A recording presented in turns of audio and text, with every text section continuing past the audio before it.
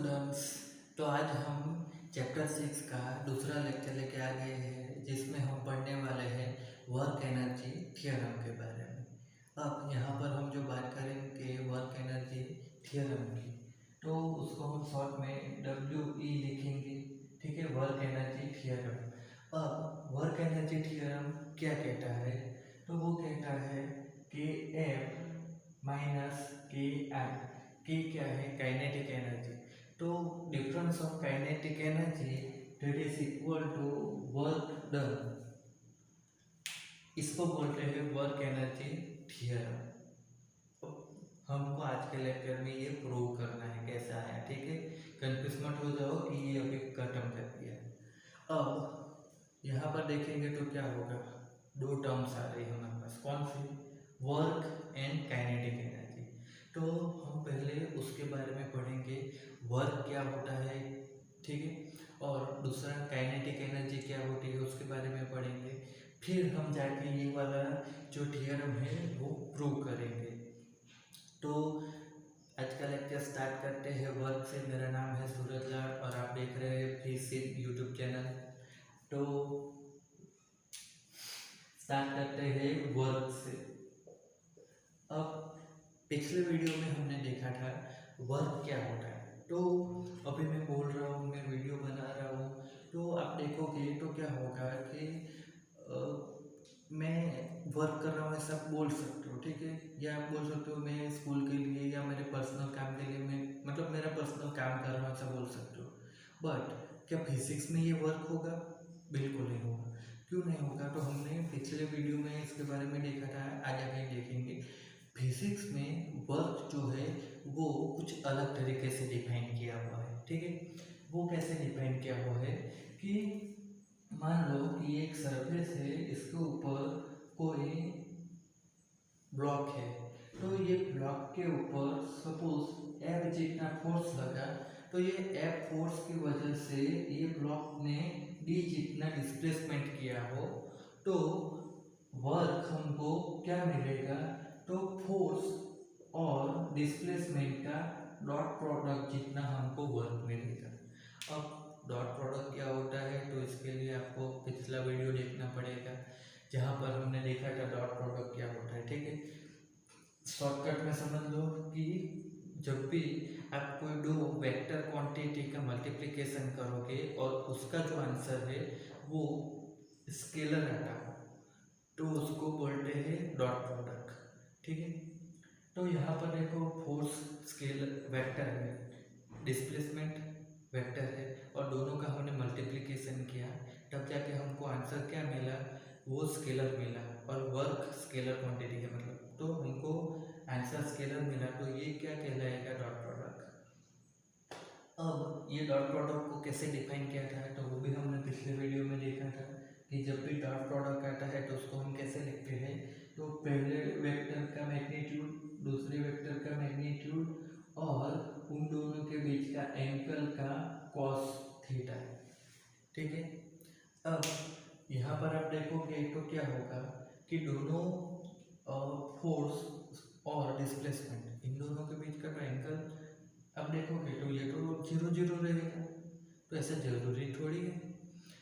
ठीक है, आप हर बार किसी के ऊपर फोर्स लगाओ, ठीक है, तो वो हर बार एंगल 0 रहता है? नहीं है, जरूरी नहीं है। अगर इसका एग्जांपल देखना हो तो सिंपल, आप जब डोर बंद करने जाते हो, ठीक है, तो वो डोर बंद करते हो तो क्या वहाँ पर अपना फोर्स और डिस्प्लेसमेंट का एंगल 0 रहता है? नहीं रहता ना। तो जरूरी नहीं है कि हर बार फोर्स और डिस्प्लेसमेंट का एंगल 0 रहे। ठीक है, तो होता क्या है कि अभी तो फोर्स और डिस्प्लेसमेंट दोनों क्या था? हॉरिजॉन्टल था। बट अब देखो तो क्या होगा कि ये ब्लॉक इस तरीके से और इसके ऊपर फोर्स हम ये डायरेक्शन में लगा रहे हैं, तब भी क्या होगा कि ये जो ब्लॉक होगा वो ये डायरेक्शन में डिस्प्लेसमेंट तो करेगा। ठीक है, तो ये क्या हो जाएगा कि फोर्स कोई भी डायरेक्शन में हो, डिस्प्लेसमेंट भी हो रहा हो, तो इस वजह से क्या होगा कि फोर्स और डिस्प्लेसमेंट और उन दोनों के बीच का एंगल, उनका मल्टीप्लिकेशन हमको वर्क देता है।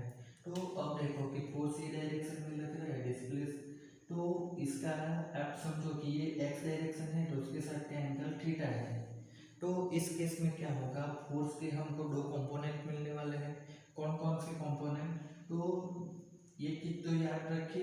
जब भी जिस तरफ भी एंगल होता है तो वो वाली साइड क्या बनती है, कॉस। तो ये क्या बन जाएगा, एफ कॉस थीटा, और उसको परपेंडिकुलर तो वो होता है एफ साइन थीटा। ठीक है, तो ये क्या हो गया, हमको फोर्स के दो कंपोनेंट मिल गए। तो अब देखो फोर्स सीधा उसी डायरेक्शन में लग रहा होता तो क्या होता कि फोर्स इनटू डिस्प्लेसमेंट डायरेक्ट आ जाता है। ठीक है, ये कॉस थीटा 0 बन जाता है एंगल। अब अगर फोर्स ये क्या बोलते हैं कि हॉरिजॉन्टल डायरेक्शन में नहीं लग रहा होता, ठीक है, तो क्या होगा कि फोर्स का कंपोनेंट लेना पड़ेगा, कौन सा, एफ कॉस थीटा वाला। वो क्या करेगा कि जो भी ऑब्जेक्ट होगा उसका डिस्प्लेसमेंट करवाना है। ये वाला कंपोनेंट ही डिस्प्लेसमेंट के लिए रिस्पॉन्सिबल होता है, ये परपेंडिकुलर कंपोनेंट रिस्पॉन्सिबल नहीं होता है। वो कैसे नहीं होता वो भी हम समझेंगे। तो अब तीसरा एक केस क्या होगा वो भी देख लो कि ये कोई एंगल है। अब तीसरा केस समझो कि ये एक रोड के ऊपर आप ये साइकिल लेके जा रहे हो, ठीक है, ये डायरेक्शन में आप जा रहे हो। अब आप इधर डिस्प्लेसमेंट कर रहे हो बट सडनली ब्रेक अप्लाई कर रहे हो, ठीक है, सडनली मतलब कुछ भी ब्रेक अप्लाई कर रहे हो। तो ब्रेक अप्लाई करने की वजह से क्या होगा, तो आप पर ऑपोजिट डायरेक्शन में क्या होगा, फ्रिक्शन फोर्स लगेगा। तो इस केस में क्या हो रहा है, जो थीटा है एंगल वो यहाँ पर अब क्या होगा, यहाँ पर 0 बन रहा था ना, यहाँ पर कोई एंगल बनेगा तो इधर क्या होगा, एंगल क्या हो जाएगा, 180 आ गया ना। देखो ना डिस्प्लेसमेंट ये है, फोर्स इधर है, तो दोनों के बीच का एंगल ही तो लेना है। तो क्या होगा, 180 आ जाएगा। तीसरा केस समझ लो, मतलब नंबर कोई भी आता हो, नया केस समझो कि ये फ्लोर है, ठीक है, इसके ऊपर ये आप खड़े हो, ठीक है। तो अब देखो क्या होता है, आप इसके ऊपर क्या करो, mg जितना फोर्स लगा लो, ठीक है, बट ये जो आपका फ्लोर है इसका डिस्प्लेसमेंट क्या होता है, 0 होता है। तो यहाँ पर एंगल कितना बनेगा, 90, ठीक है। तो ये अलग अलग केस हो गए फोर्स लगने के। क्या होगा, फोर्स हॉरिजॉन्टली भी लगेगा, ठीक है, कोई एंगल थीटा पर भी लग रहा होगा, ठीक है, ऑपोजिट डायरेक्शन में भी लग रहा होगा, परपेंडिकुलर भी लग रहा होगा, बहुत सारे केस में फोर्स लग सकता है, ठीक है।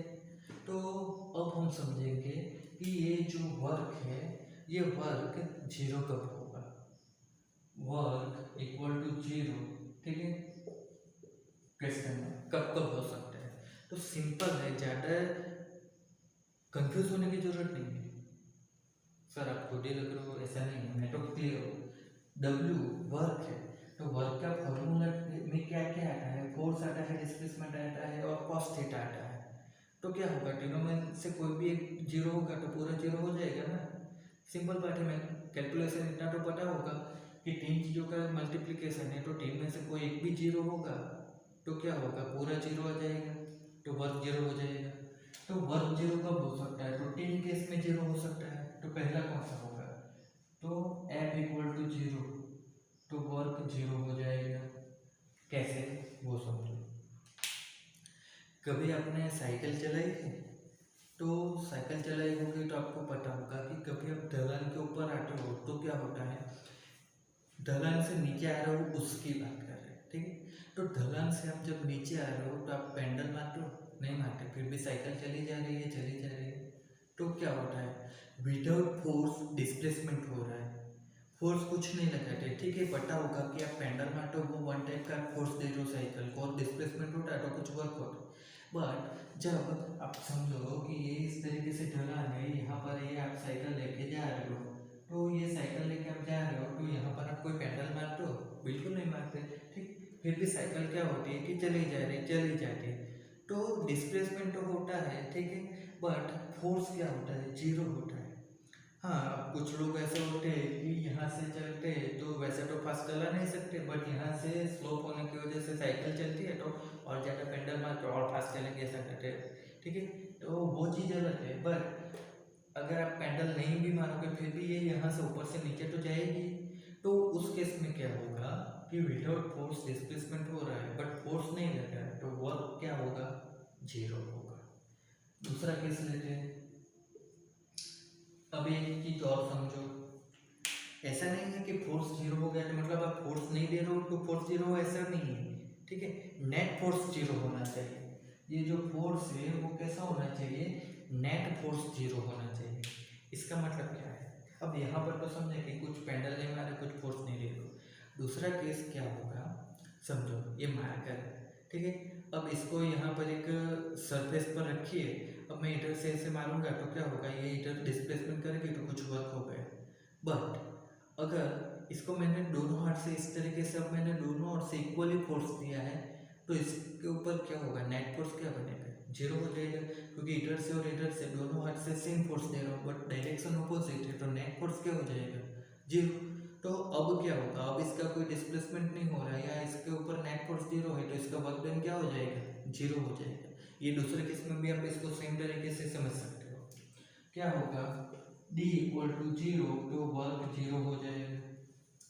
ठीक है, इसका बेस्ट एग्जांपल क्या है कि मैं इसको ढके, ठीक है, इसको मैं ढके, इसके ऊपर मैं फोर्स लगा रहा हूँ बट ये जा नहीं रहा है, देखो ना, कुछ बोलो ना इसको कि जा भाई, नहीं जाएगा, आपके बोलने से भी नहीं जाएगा। क्यों, फिक्स है। तो होगा क्या कि यहाँ पर आप फोर्स तो अप्लाई कर रहे हो, ठीक है, बहुत फोर्स अप्लाई करोगे बट क्या होगा, डिस्प्लेसमेंट कुछ नहीं होगा, तो ये भी क्या हो जाएगा, वर्क जीरो हो जाएगा। ठीक है, अब क्या होगा, नॉर्मल पर्सन होगा, अगर आप यहाँ पर फोर्स लगा रहे हो तो वो क्या बोलेगा कि आप कुछ वर्क कर रहे हो ऐसा समझेगा, बट अकॉर्डिंग टू फिजिक्स ये वर्क जीरो है, ये कोई वर्क नहीं हो रहा है। क्यों, क्योंकि आप कितना भी फोर्स लगा रहे हो डिस्प्लेसमेंट क्या हो रहा है, जीरो हो रहा है। तो डिस्प्लेसमेंट जीरो तो वर्क क्या हो जाएगा, जीरो हो जाएगा।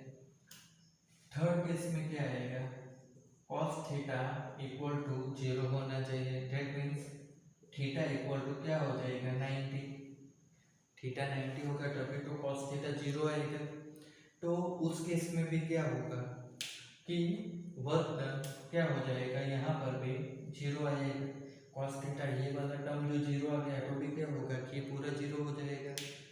अब ये cos थीटा जीरो कब होता है, तो समझो यही तरीके से आप एक फ्लोर के ऊपर हो, ठीक है, तो फ्लोर के ऊपर खड़े हो तो आप क्या कर रहे हो कि फ्लोर के ऊपर mg जितना फोर्स लगा रहे हो, तो आप क्या कर रहे हो कि उसके ऊपर परपेंडिकुलर फोर्स लगा रहे हो। इस वजह से आप कहीं पर खड़े हो, ठीक है, और फोर्स नीचे क्यों लग रहा है, तो उस वजह से क्या होगा कि फ्लोर नीचे थोड़ी चला जाता है, फ्लोर का डिस्प्लेसमेंट हो जाता है, बिल्कुल नहीं होता। बट आप फोर्स लगा रहे हो फिर भी, तो क्या हो रहा है कि cos थीटा 90 आ रहा है, मतलब थीटा 90 आ रहा है, तो क्या होगा कि cos जीरो हो जाएगा तो वर्क डन जीरो होगा। अब यहाँ पर तो ये भी समझ सकते हो कि फ्लोर तो फिक्स रहता है, तो यूनिफॉर्म सर्कुलर मोशन देख लो, यूनिफॉर्म सर्कुलर मोशन। अब एक समझो कि आपने कोई थ्रेड के साथ क्या किया है कि एक m जितना मास वाला कोई ऑब्जेक्ट आपने बांध दिया है, ठीक है, तो अब आपने क्या किया कि इसको आप घुमा लो, ठीक है, अरे सॉरी, एक साथ दोनों डायरेक्शन में थोड़ी जाएगा, एक रस्सी के साथ आपने कोई पत्थर को या किसी को बांध दिया और आप इसको घुमा रहे हो, तो इस केस में क्या होगा, इसका डिस्प्लेसमेंट ये डायरेक्शन में होगा, बट इसके ऊपर लगने वाला फोर्स क्या होगा, towards the centre, centripetal force, ठीक है, सेंटर की ओर लगने वाला फोर्स, और डिस्प्लेसमेंट क्या होगा, टेंजेंट की डायरेक्शन में। तो होता क्या है कि यहाँ पर फोर्स और डिस्प्लेसमेंट का एंगल क्या आ रहा है, 90 आ रहा है। तो इस केस में क्या होगा कि अगर आपने किसी स्टोन को रस्सी के साथ बांध कर इस तरीके से आप घुमा रहे हो, बट वहाँ पर आपका वर्क डन क्या होगा, जीरो होगा। वो जीरो क्यों होगा, क्योंकि फोर्स और डिस्प्लेसमेंट के बीच का एंगल कितना होगा, 90। तो उस वजह से क्या होगा कि वहाँ पर वर्क डन आपको क्या मिलेगा, जीरो। तो ये तीन अलग अलग केस थे जिसमें क्या हो सकता है, वर्क डन जीरो हो सकता है, ठीक है। अब एक सिंपल चीज समझनी है कि वर्क पॉजिटिव कब आएगा और नेगेटिव कब आएगा, ठीक है। तो वर्क जो है वो पॉजिटिव और नेगेटिव दोनों आ सकता है, तो कब आएगा वो समझो। यूनिट सर्कल के बारे में तो पढ़ा होगा, ठीक है। तो यूनिट सर्कल में क्या होगा कि यहाँ पर एंगल जीरो लिया जाता है, यहाँ पर 90, यहाँ पर 180। अब इसमें ये पहला जो क्वाड्रेंट होता है उसमें क्या होगा कि सारे के सारे फंक्शन हमारे क्या होते हैं, पॉजिटिव, और दूसरे में क्या होगा, सिर्फ साइन पॉजिटिव होता है। तो आप देखोगे तो क्या होगा, 0 से 90 का एंगल रहेगा, 0 से 90 का, उसमें क्या होगा, तो कॉस पॉजिटिव आएगा, तो वर्क क्या हो जाएगा, पॉजिटिव, ठीक है। बट 90 से 180 की हम बात करें तो 90 से 180 में क्या हो जाएगा कि उसमें तो ओनली साइन पॉजिटिव है, तो कॉस कैसा आएगा, नेगेटिव आएगा, तो कॉस नेगेटिव है तो वर्क भी क्या आएगा, नेगेटिव आएगा, ठीक है।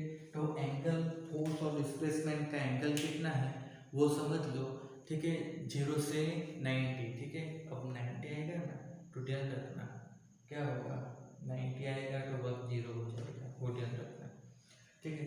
0 से 90 का मतलब क्या है कि एंगल 0 से लेके 89 तक होना चाहिए, 90 पर वो 0 हो जाएगा, ठीक है।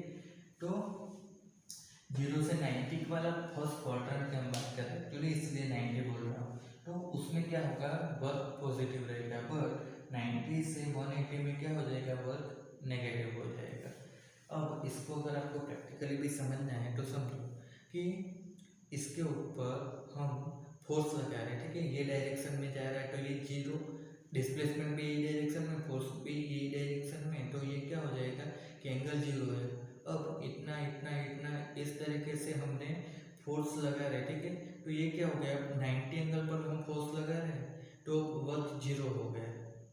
तो होता क्या है, अब इसके बाद अगर हम फोर्स ये डायरेक्शन में लगाएंगे तो हमको जाना तो इधर था, बट फोर्स ये डायरेक्शन में, ये 90 था, अब फोर्स ये डायरेक्शन में आ गई तो क्या हो रहा है कि अब हमको जाना इधर था बट हम अपोजिट डायरेक्शन में जा रहे हैं ना, तो मतलब क्या होगा कि पहले जो हमको मिल रहा था वो पॉजिटिव था, अब हम अपोजिट डायरेक्शन में जा रहे हैं तो जो भी मिलेगा उसको नेगेटिव लेना है।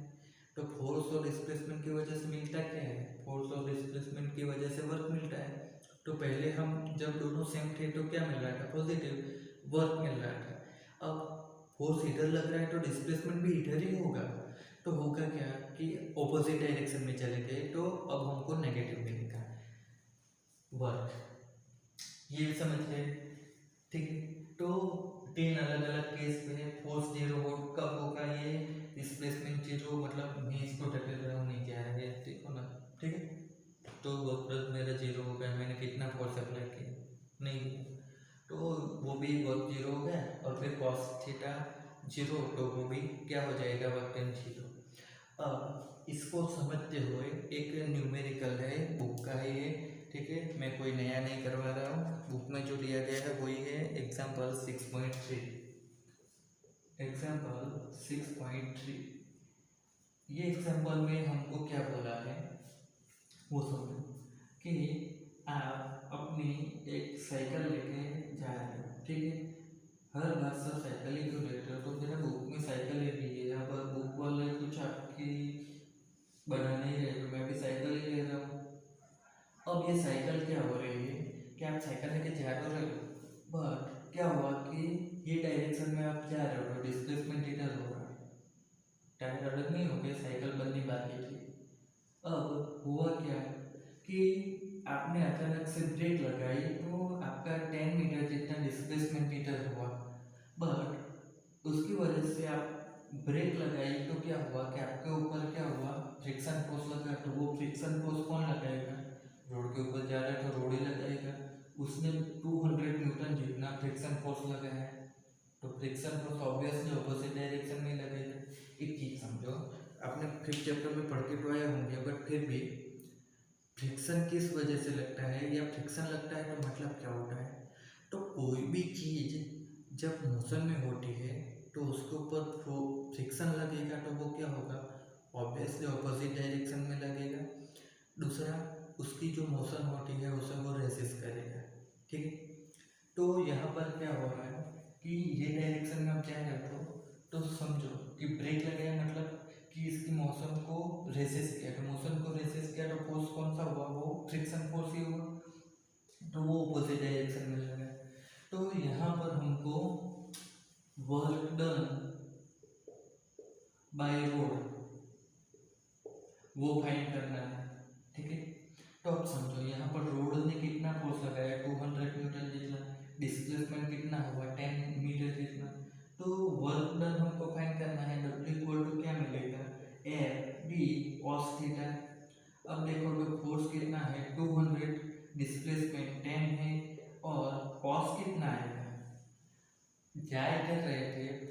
ऑपोजिटल लग रहा है, तो टोटल में ऑपोजिट डायरेक्शन, तो एंगल कितना बनेगा 180। तो यहाँ पर हमको क्या मिलेगा 200 इंटू 10 तो 2000।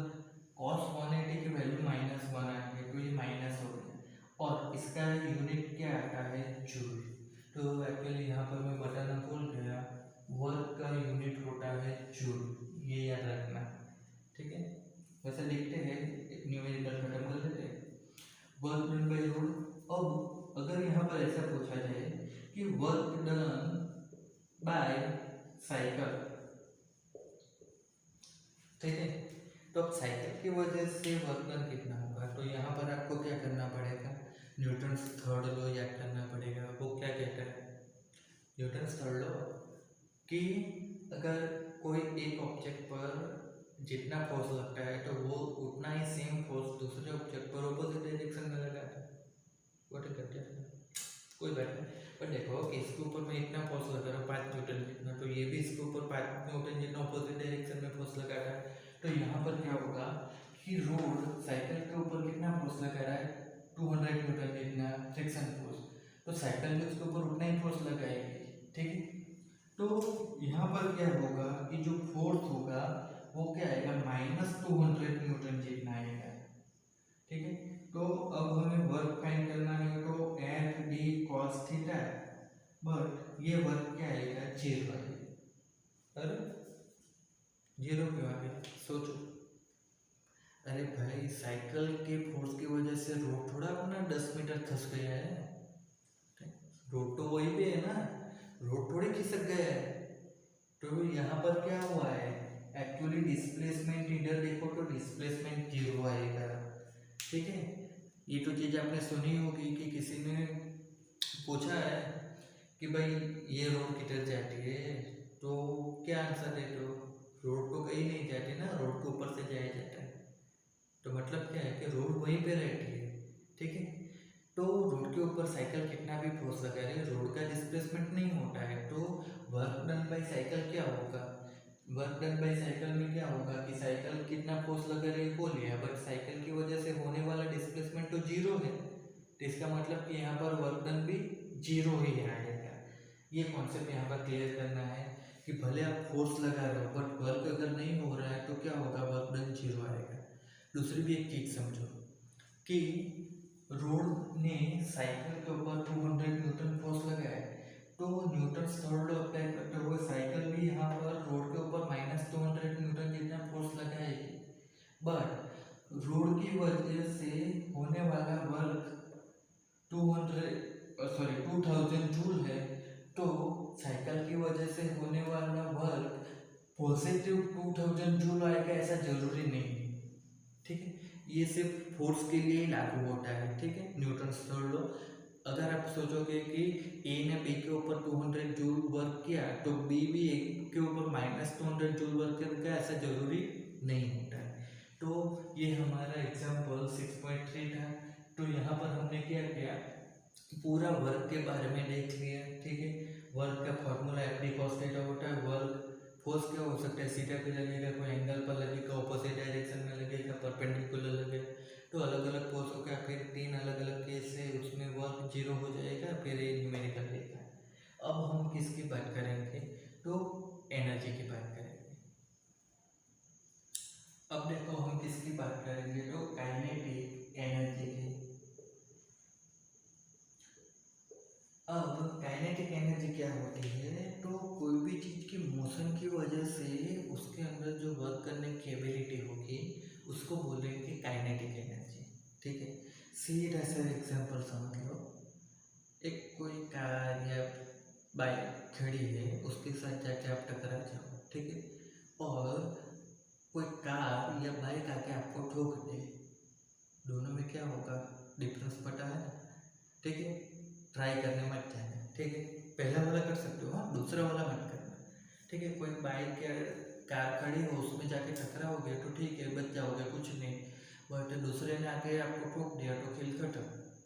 तो वही क्या है कि ability of doing work with motion. तो क्या होगा कि जितनी ज़्यादा मोशन होती है उतनी ज़्यादा वर्क करने की एबिलिटी होती है, तो उसी को बोलते हैं kinetic energy of particular object. अब जितनी ज़्यादा क्या होगी वेलोसिटी होगी उतना ज़्यादा क्या होगा, उसकी काइनेटिक एनर्जी आएगी। ये तो हमने उसके नाम के ऊपर से समझा। अब इसका फॉर्मूला क्या बनेगा वो समझो, या दूसरी तरीके से उसको क्या बोल सकते हो। तो काइनेटिक एनर्जी क्या होगी कि कोई m मास वाला ऑब्जेक्ट v वेलोसिटी से ट्रैवलिंग कर रहा हो, तो मास इंटू वेलोसिटी का जो स्क्वायर होगा उसका हाफ वैल्यू को हम काइनेटिक एनर्जी बोलेंगे k। ठीक है, तो ये क्या हो जाएगा, k equal to M V square by 2 आ जाएगा। अब इसको काइनेटिक एनर्जी बोलते हैं, इसका जो यूनिट होगा तो वो यूनिट क्या हो जाएगा, वो भी जूल आएगा। अब वर्क की जो हमने बात की थी तो उसका यूनिट भी तो हमने जूल लिया था। तो यहाँ पर रिलेशन क्या आता है, एक्चुअली इधर आप देखो तो हम जो प्रूव करने वाले हैं Kf minus K I equal to W work energy theorem, तो उसमें भी आप देखो क्या होता है कि इसको अगर हम डेल्टा के बोलते तो इक्वल टू डब्ल्यू, तो हम क्या लिख सकते हैं यहाँ से कि डेल्टा के माइनस डब्ल्यू इक्वल टू 0। तो ये क्या हो गया, दो क्वांटिटी का सब्सट्रैक्शन या एडिशन कब हो सकता है, जब दोनों का डायमेंशन सेम हो। ठीक है, तो अब दोनों का डायमेंशन सेम होगा तो यूनिट भी हम सेम ही ले सकते हैं। अब यूनिट सेम ले सकते हैं तो क्या होगा कि हम एक दूसरे को ऑल्टरनेट भी क्वांटिटी यूज कर सकते हैं। अब इस दोनों का डायमेंशन सेम कैसे आएगा, तो वो भी देख लो कि वर्क है तो उसका डायमेंशन कैसे बनेगा, तो वर्क इक्वल टू क्या हो जाएगा, फोर्स इंटू डिस्प्लेसमेंट। अब देखो कॉस थीटा है, ठीक है, तो वो मत देखने जाना, वो डायमेंशन लेस क्वांटिटी होती है। तो फोर्स का डायमेंशन आएगा m1 d का sorry m1 l1 t minus 2 force का, और डिस्प्लेसमेंट का आएगा l1, तो ये क्या बन जाएगा m1 l2 t minus 2। Work का डायमेंशन हो गया। अब हम काइनेटिक एनर्जी की बात करें तो उसके लिए क्या हो जाएगा एम वी स्क्वायर। अब 2 मत देखना, कांस्टेंट है, कांस्टेंट का डायमेंशन नहीं आता। तो यहाँ पर देखो तो m मास है, मास के लिए क्या आ जाएगा m1 आ जाएगा। v क्या है, वेलोसिटी है, तो वेलोसिटी के लिए डायमेंशन क्या बनता है l1 t minus 1, but velocity का स्क्वायर है तो ये भी दो बार आ जाएंगे, तो ये l2 t माइनस 2 1 और 2। देखो दोनों का डायमेंशन कैसा है, सेम। तो दोनों का डायमेंशन सेम है तो दोनों का यूनिट भी सेम आ सकता है। ठीक है, अब यहाँ पर जो यूनिट है ये ऐसा यूनिट है, ठीक है, ऐसा यूनिट, बट इसके अलावा भी वर्क या काइनेटिक एनर्जी या एनर्जी भी बोल दो। ठीक है, तो kinetic energy actually it's a type of energy. Energy बहुत सारी होती है ना, तो उसमें से टाइप एनर्जी है काइनेटिक एनर्जी। तो जूल ऐसा यूनिट है, इसके अलावा भी इसके बहुत सारे यूनिट आते हैं। तो वो कौन कौन से यूनिट हो सकते हैं, तो जूल के अलावा इसका यूनिट आता है अर्ग। तो अब हम क्या करेंगे, सबका ऐसा यूनिट जूल के साथ रिलेशन लेके, तो अर्ग आता है वो क्या होगा 10⁻⁷ जूल जितना होता है। फिर देखो तो इलेक्ट्रॉन वोल्ट यूनिट आता है, तो इसका जो वैल्यू होगा वो 1.6 इंटू 10⁻⁹ जूल होता है। अब यहाँ पर ये वैल्यू आप आसानी से याद रख सकते हो, 1.6 इंटू 10⁻⁹ ये एक्चुअली इलेक्ट्रॉन का चार्ज ही है। ठीक है, इलेक्ट्रॉन का चार्ज 1.6 10⁻⁹ आता है, वही वैल्यू है। तो ये जो एक्चुअली यूनिट है ना, वो भी आप फिजिक्स में 12th स्टैंडर्ड में पढ़ोगे। फिर यूनिट आता है इसका कैलोरी, तो वो कैलोरी होगा 4.186 जूल, इसको कभी कभी 4.2 जूल भी बोल देते हैं। और एक और यूनिट आता है किलोवाट आवर। ठीक है, ये वाला यूनिट क्या होगा, मोस्ट ऑफ आपका जो लाइट बिल आता है उसमें ये वाला यूनिट होता है। ठीक है, किलोवाट आवर। ठीक है, मोस्ट ऑफ स्टूडेंट क्या बोल रहे हैं किलोवाट पर आवर, वो गलत है, ये किलोवाट आवर ही है, पर आवर नहीं है। तो इसका जो वैल्यू होगा वो वैल्यू क्या होता है 3.6 इंटू 10⁶ जूल, इसका यूनिट होता है। तो अब हम क्या करेंगे कि काइनेटिक एनर्जी के बेस पर एक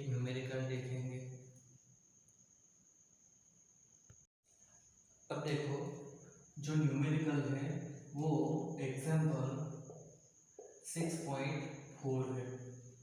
अब ये जो एग्जाम्पल 6.4 है इसमें हमको क्या बोला गया है कि एक गन में से बुलेट को फायर किया जाता है। तो बुलेट को जब फायर करते हैं तो क्या होगा कि जो बुलेट का मास है वो 50 ग्राम है, ठीक है। तो केजी में कन्वर्ट करो क्योंकि हमको यूनिट ऐसा ही दिया है तो ये यूनिट ऐसा ही रखना पड़ेगा। तो 50 × 10⁻³ kg। अब जब बुलेट को फायर किया गया है तो बुलेट का मास इतना था और वेलोसिटी इसकी 200 मीटर पर सेकंड है। अब होता क्या है कि जब बुलेट बाहर निकलेगी तो उसकी जो काइनेटिक एनर्जी होगी वो क्या होगी, तो 10% ऑफ इनिशियल काइनेटिक एनर्जी, ठीक है। तो हमको इसका इमर्जिंग वेलोसिटी फाइंड करना है। तो अब हम कैसे फाइंड करेंगे, तो देखो पहले तो हमको इनिशियल काइनेटिक एनर्जी फाइंड करनी पड़ेगी। तो के आई क्या हो जाएगा, तो के आई हो जाएगा mv²/2। तो m कितना है 50 × 10⁻³ इंटू वी आई कितना है 200, तो उसका स्क्वायर डिवाइड बाई 2। तो ये आंसर एक्चुअली 100 आ जाएगा, जूल, यूनिट जूल बनेगा। अब हमको क्या बोला है कि जो बाहर निकलेगी, ठीक है, ये तो जब फायर किया तो अंदर होती है तब क्या, बाहर निकलेगी नोच में से तब उसकी जो काइनेटिक एनर्जी होगी वो क्या होगी, इनिशियल की 10%। तो हम क्या लिखेंगे के एफ, ठीक है, के एफ इक्वल टू क्या हो जाएगा, तो 1/2 m और वी एफ, पहले यहाँ पर वी था तो वी एफ का स्क्वायर, इसके इक्वल टू क्या हो जाएगा 10% ऑफ के आई, तो वो क्या हो जाएगा के आई 1000 है तो ये क्या हो जाएगा 100 जूल। अब हमको यहाँ पर फाइंड क्या करना है, तो emerging velocity that is V F. तो वी एफ इक्वल टू क्या हो जाएगा अंडर में 100 × 2 डिवाइड बाई एम कितना है 50 × 10⁻³ तो हमको यहाँ पर जो फाइनल इमर्जिंग वेलोसिटी मिलेगी वो हो जाएगी 62.5 मीटर पर सेकंड। अब यहाँ पर एक चीज नोटिस करने वाली क्या है कि 1000 इनिशियल की काइनेटिक एनर्जी थी, तो जब बाहर निकलती है तब उसकी काइनेटिक एनर्जी क्या होगी 10%, तो ये 1000 का 100 जूल हो गई, ठीक है। तो ये कैलकुलेशन करनी है, अंडर रूट में लेके 100 × 2 डिवाइड बाई 50 × 10⁻³ कर देना है, तो आंसर 6.2 मीटर पर सेकंड ये मिल जाता है। ये अलग अलग यूनिट थे। तो अब हमने यहाँ पर क्या देखा, वर्क देख लिया, काइनेटिक एनर्जी देख ली, उसका एक न्यूमेरिकल भी कर लिया है, ठीक है। काइनेटिक एनर्जी हम कैसे फाइंड करते हैं उसके बारे में। तो अब हम क्या कर सकते हैं कि वर्क एनर्जी थ्योरम जो है उसको डिराइव करने के लिए जा सकते हैं, क्योंकि अब पता चल गया है वर्क क्या है, काइनेटिक एनर्जी क्या है। तो वर्क एनर्जी थ्योरम हम अब प्रूव कर सकते हैं, बट यहाँ पर एक चीज आपको नोटिस करनी है। अभी तक हमने जो भी फोर्स की बात की तो वो फोर्स कैसा था, कांस्टेंट था ना, ठीक है, फोर्स कांस्टेंट था, ठीक है। हमने कभी भी फोर्स को वेरिएबल नहीं लिया, ठीक है। वेरिएबल फोर्स का मतलब क्या है कि with respect to time force की वैल्यू क्या होती है, चेंज होती जाती है, तो हमने ऐसा नहीं लिया है, ठीक है। हमने टाइम के साथ फोर्स को सेम ही रखा है, मतलब कि कांस्टेंट। अब चैप्टर 3 को याद करो, वहाँ पर इक्वेशन ऑफ मोशन ऑब्टेंकेट है। तो इक्वेशन ऑफ मोशन में थर्ड इक्वेशन ऑफ मोशन क्या था, v² - v0² = 2as, ये इक्वेशन ऑफ मोशन था। अब ये इक्वेशन ऑफ मोशन क्या कहता है कि कोई पार्टिकल v0 वेलोसिटी से मोशन स्टार्ट करके a एक्सेलरेशन से मोशन करेगा तो फाइनल वेलोसिटी v बनेगी, इसके बीच में वो s जितना डिस्प्लेसमेंट करता हो। अब अगर यहाँ पर हम m/2 से मल्टीप्लाई कर दें, m मतलब पार्टिकल का मास, तो m/2 से मल्टीप्लाई करते तो ये क्या हो जाएगा mv²/2 minus mv0²/2 equal to 2 cancel हो जाएगा तो MAS हो जाएगा। इस तरीके से मिलेगा। अब यहाँ पर देखो तो ये m इंटू ए, तो अब फिफ्थ चैप्टर याद करो, न्यूटन सेकंड लॉ, वो क्या बोलता है मास इंटू एक्सेलरेशन, हमको फोर्स देता है। तो ये क्या बन जाएगा एक्चुअली F इंटू एस। अब सेम चीज अगर 3 डायमेंशन में होगी तो डिफरेंस क्या है वो समझो। ये फर्स्ट डायमेंशन के लिए हमने थर्ड चैप्टर में तो बात की थी। अब अगर ये 3 डायमेंशन में होगी मतलब एक से ज़्यादा डायमेंशन में आती है तो हम कोई क्वांटिटी को कैसे डिस्क्राइब करते थे, तो वेक्टर के थ्रू डिस्क्राइब करते थे। तो अगर सेम थिंग 3 डायमेंशन में होगी तो हम यहाँ पर क्या लिख सकते हैं mv²/2 minus mv0²/2 equal to ये हो जाएगा फोर्स। तो फोर्स वेक्टर क्वांटिटी है इसलिए इसको वेक्टर से बताएंगे। अब डाउट रहेगा कि यहाँ पर वेलोसिटी भी तो वेक्टर है पर उसका स्क्वायर आता है, ठीक है। तो जब भी कोई वेक्टर क्वांटिटी का स्क्वायर करोगे तो वो क्या हो जाएगी स्केलर बन जाती है, वहाँ पर वेक्टर बताने की जरूरत नहीं रहती। तो ये फोर्स आ गया और ये क्या है एस डिस्प्लेसमेंट है, तो अब एक्चुअली डिस्प्लेसमेंट को डी लिख देते हैं। तो फोर्स इंटू डिस्प्लेसमेंट का डॉट प्रोडक्ट बन जाएगा, ठीक है। 3 डायमेंशन की हमने बात की है तो क्या हो जाएगा फोर्स इंटू डिस्प्लेसमेंट, यहाँ पर मल्टीप्लीकेशन में था बट अब वो वेक्टर के थ्रू बदलाएंगे तो ये वेक्टर का डॉट प्रोडक्ट बनेगा। मैंने स्टार्टिंग में बोला था कि पहला ये 6 चैप्टर का पहला लेक्चर देख लेना तो डॉट प्रोडक्ट क्या है वो पता चले। तो अब यहाँ से हम क्या लिख सकते हैं, तो देखो mv²/2 ये क्या है काइनेटिक एनर्जी है बट v क्या है फाइनल वेलोसिटी है, तो हम काइनेटिक एनर्जी को भी फाइनल काइनेटिक एनर्जी बोल देंगे माइनस mv0²/2। तो v0 क्या है इनिशियल वेलोसिटी है, तो हम क्या करेंगे कि इनिशियल काइनेटिक एनर्जी बोल देंगे इक्वल टू इधर क्या है फोर्स इंटू डिस्प्लेसमेंट, ठीक है, वो क्या देगा वर्क। तो ये हो गया हमारा वर्क। तो ये क्या है एक्चुअली यही तो है वर्क एनर्जी थ्योरम जिसको हमने बोला था WET। तो ये क्या है वर्क एनर्जी थ्योरम, हम इस तरीके से डिराइव कर सकते हैं KR minus KI equal to W। ये क्या है तो चेंज इन काइनेटिक एनर्जी, देखो change in kinetic energy that is equal to work done by net force, ठीक है। नेट फोर्स की वजह से होने वाला जो वर्क डन है उसके बराबर चेंज इन काइनेटिक एनर्जी आता है, उसको बोलते हैं वर्क एनर्जी थ्योरम।